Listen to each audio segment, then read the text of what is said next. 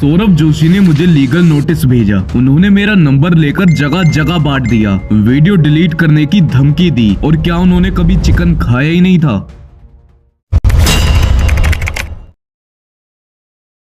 पिछले कुछ दिनों में मेरे साथ काफी कुछ हुआ, जैसे लीगल नोटिस आना, 3 वीडियो पर स्ट्राइक आना और सौरभ जोशी की साइड से रेगुलर धमकी आना, और ऐसी बहुत सारी बातें जो इस वीडियो में बताऊंगा। सो प्लीज वीडियो को एंड तक जरूर देखना। 13 अप्रैल 2025 को शाम को मेरे पास 6:30 बजे एक लीगल नोटिस आता है, जिसमें कि हर्षित जोशी का नेम था एंड वो भेजा गया था सौरभ जोशी की साइड से। जिसके मेन पॉइंट मैं आपको बता देता हूँ। उसमें लिखा हुआ था कि आपको इस लीगल नोटिस का खर्चा देना होगा, जो कि 30,000 रुपए है एंड उनके क्लाइंट यानी कि सौरभ जोशी ने दिया है। और उसमें एक ये लिखा हुआ था कि आपके पास 7 दिन का टाइम है, तो आपको सारी वीडियो जितनी अपनी डिलीट कर देनी है यूट्यूब से। और अगर आपने ऐसा कुछ भी नहीं करा तो मान लिया जाएगा आपने इसको इग्नोर किया है, और उसके बाद आपके ऊपर डिफेमेशन का केस किया जाएगा 2 करोड़ रुपए तक का। तो इस लीगल नोटिस के बाद मेरे को कुछ चीजें समझ आई कि जैसे कि अगर कोई भी यूट्यूबर इनके ऊपर वीडियो बनाता है, बड़े बड़े यूट्यूबर के ऊपर कोई भी एक्सपोज वीडियो बना दी या फिर कोई ऐसी वीडियो बना देता है जिसमें कि वो बुरी तरह से एक्सपोज हो जाए, तो उसके बाद यही सब होता है। उस बंदे की आवाज को दबाया जाता है और चैनल को डिलीट करने की पूरी कोशिश की जाती है। वो भी अभी आपको मैं आगे बताऊंगा। और इस लीगल नोटिस के बाद 2 घंटे बाद मेरे पास एक यूट्यूब की तरफ से मेल आता है, जिसमें लिखा हुआ था कि सौरभ जोशी ने तुम्हारी वीडियो को टेक डाउन कराने की कोशिश करी है। जब मैंने पढ़ा कि सौरभ जोशी ने ऐसा यूट्यूब को क्या मेल करा है, क्योंकि वहां पे वो चीज मेंशन थी, तो उसमें सौरभ जोशी ने ये चीज लिखी हुई थी कि ये बंदा मेरे ऊपर रेगुलर वीडियो बना रहा है, उसमें मेरी क्लिप यूज कर रहा है, जिससे कि मेरे को बहुत ज्यादा इफेक्ट पड़ रहा है। उसमें उन्होंने ये भी लिखा कि ये बस व्यूज के लिए ये सब चीजें डाल रहा है। लेकिन एक गुड पॉइंट उसमें ये था कि जो यूट्यूब की तरफ से मेरे पास मेल आया था, उसमें ये भी लिखा हुआ था कि जो आपकी वीडियो है उसको डिलीट नहीं करा गया है, क्योंकि ये सारी चीजें फेयर यूज में चली गई हैं। और उस स्ट्राइक के बाद मेरे पास 2 स्ट्राइक और आती हैं, पार्ट 2 पर एंड पार्ट 4 पर, और वो वाली स्ट्राइक आई थी पार्ट 3 पर। अगर मान लो ये सारी स्ट्राइक सही में आ जाती, मतलब कि फेयर यूज में नहीं जाती, तो मेरा चैनल तो खत्म हो जाता और ना ही ये वीडियो में बना पाता, जिससे कि आपको कुछ सच पता चले। तो सौरभ का तो सीधा यही प्लान था कि ये चैनल डिलीट हो और इसमें ऐसा कोई भी राज अपलोड ना हो जो कि वो राज ही रखना चाहते हैं। बट मैंने एक चैनल बना लिया था अनकॉन्शियस नेम से, जिसपे कि 5,500 सब्सक्राइबर हो चुके हैं एंड आपने अभी तक सब्सक्राइब नहीं करा तो प्लीज उसको सब्सक्राइब करके रखना। ये लीगल नोटिस, कॉपीराइट स्ट्राइक, उसके बाद सौरभ जोशी मुझको खुद डीएम करते हैं। लेकिन डीएम से पहले मैं आपको एक चीज बताना चाहूंगा। अब जैसे कि पायल जोन हो गई या फिर कोई ऐसा बंदा होगा जो सौरभ जोशी को खूब रोस्ट कर रहा है, मतलब गाली दे के कर रहा है, तो उनके पास ये लीगल नोटिस स्ट्राइक क्यों नहीं जाती हैं? क्योंकि अगर मेरी वीडियो में ऐसा कुछ था जिससे कि उनका कोई राज खुल गया है, तो इसलिए ऑफ कोर्स उन्होंने लीगल नोटिस भेजा होगा और मैसेज भी इसीलिए किया होगा। रात को 9:30 बजे मेरे पास सौरभ जोशी के 3 मैसेज लगातार आते हैं, जिसमें लिखा हुआ था, सुन भाई तेरे को क्या दिक्कत है मुझसे, मेरे पीछे क्यों पड़ा है और कब पीछा छोड़ेगा। और जब मैंने इनसे पूछा कि जो मैंने बताया उसमें गलती क्या था, तो कहते हैं सब कुछ ही गलत था। फिर मैंने इनसे एक एक चीज करके सारे पॉइंट क्लियर करे, और कमाल की बात ये थी कि इस बंदे ने मुंह पे मेरे झूठ बोल दिया।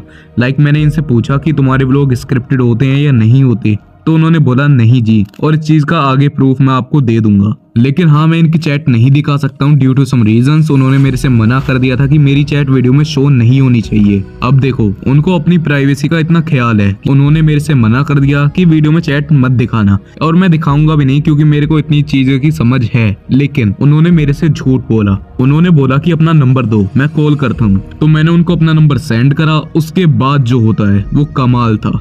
जब मैंने उनको नंबर दिया तो उसके मैंने 5 मिनट वेट करा, 10 मिनट वेट करा, उनका कॉल नहीं आया। मैंने उनसे पूछा कि कॉल करो, तो उन्होंने उस चीज का कोई रिप्लाई नहीं दिया। उसके बाद जैसे ही उनके पास नंबर जाता है, उसी के कुछ देर में ही मेरे व्हाट्सएप पे वो लीगल नोटिस सेंड कर दिया जाता है।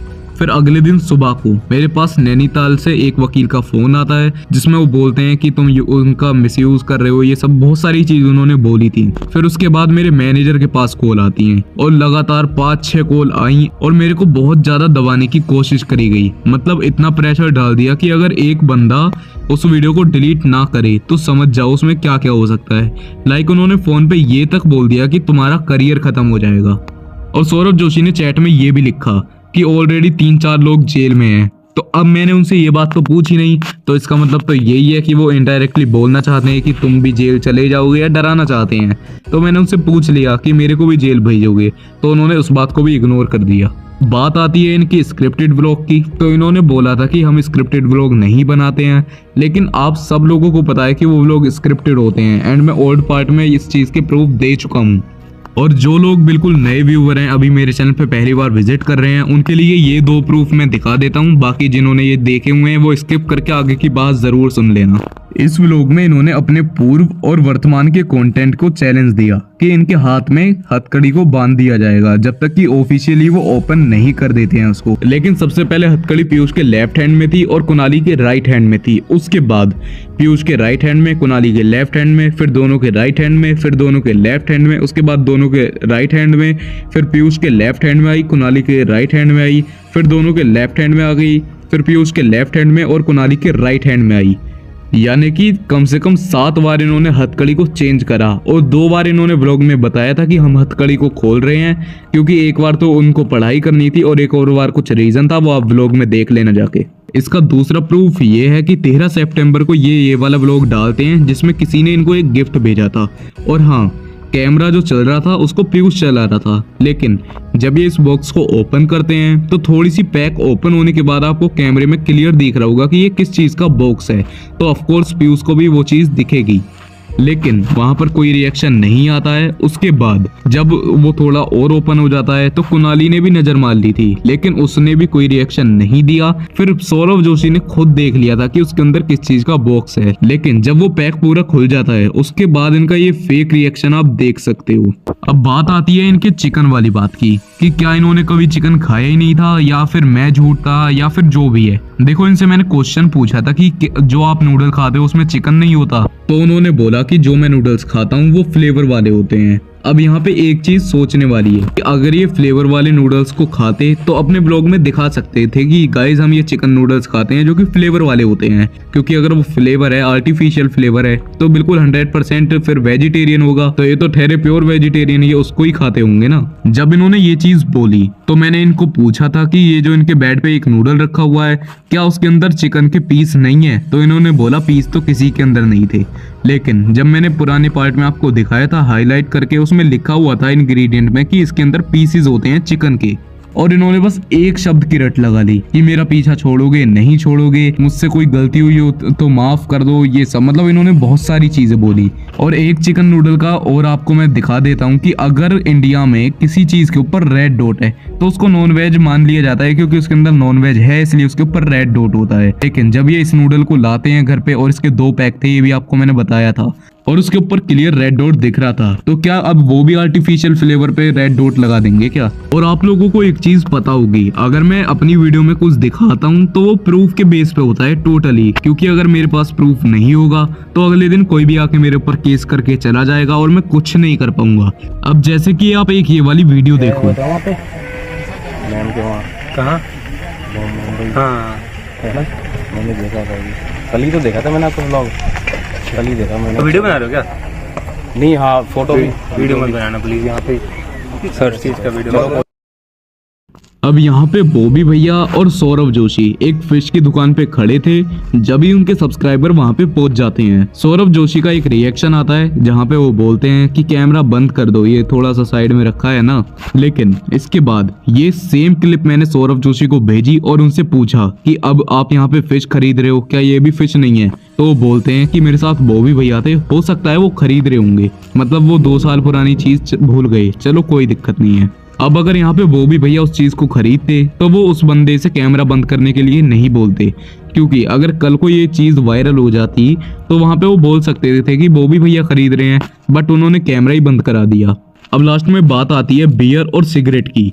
आपको मैंने प्रूफ दिखा दिया था कि इनके घर में ही रखा हुआ है। इस वाली बात पे इनका कहना था कि हम 10 मिनट का व्लॉग बनाते हैं, उसमें जो चीज दिखती है वो ये तो है नहीं कि सारी चीज हमारी होंगी। देखो, इस पॉइंट से मैं इनके बिल्कुल एग्री करता हूँ एंड ये चीज बिल्कुल रियल है, बट चलो मैं मानता हूँ कि ये आपकी नहीं होगी, तो फिर ये किसकी है?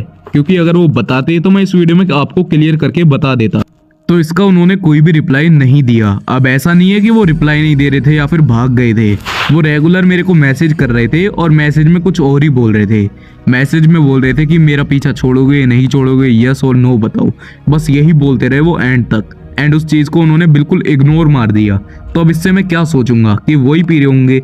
देखो, सौरभ जोशी के ऊपर आगे कोई भी कंटेंट मैं अपलोड नहीं करने वाला था, क्योंकि अब मैं आगे क्या बताता, एक चीज के पीछे मैं पड़ जाऊं और वो चीज बेकार है। अब जब उन्होंने ये सारी चीजें करी तो मुझे भी मजबूरन इस वीडियो को बनाना पड़ा, क्योंकि अगर कोई भी बंदा आगे चल के किसी के साथ ऐसा होता है, मान लो कि मेरी वीडियो तो फेयर यूज में चली गई, लेकिन अगर उस बंदे की वीडियो फेयर यूज में ना जाए और उसकी बहुत ज्यादा मेहनत से उसने वीडियो बनाई हो, तो समझ जाओ उसका चैनल तो डिलीट हो जाएगा ना, वहीं के वहीं, वो कुछ कर भी नहीं पाएगा। तो आगे किसी के साथ ऐसा ना हो, इसीलिए मैंने इस वीडियो को बनाया। बाकी अगर कोई मेरे को दिल से सपोर्ट कर रहा है तो वो एक काम करना, मैंने एक ट्विटर अकाउंट बनाया है नया, तो ट्विटर पे आप एक चीज को ट्रेंड में डाल दो, #SupportConscious। और अगर आपने अभी तक मेरे को इंस्टा पे फॉलो नहीं करा है तो इंस्टा पे भी फॉलो कर लेना, और वहां पे भी आप मेरे को मेंशन करके स्टोरी लगा सकते हो। बाकी तो बैकअप चैनल को सब्सक्राइब करना, क्योंकि इस चैनल का तो पता नहीं भाई आगे क्या होगा क्या नहीं होगा।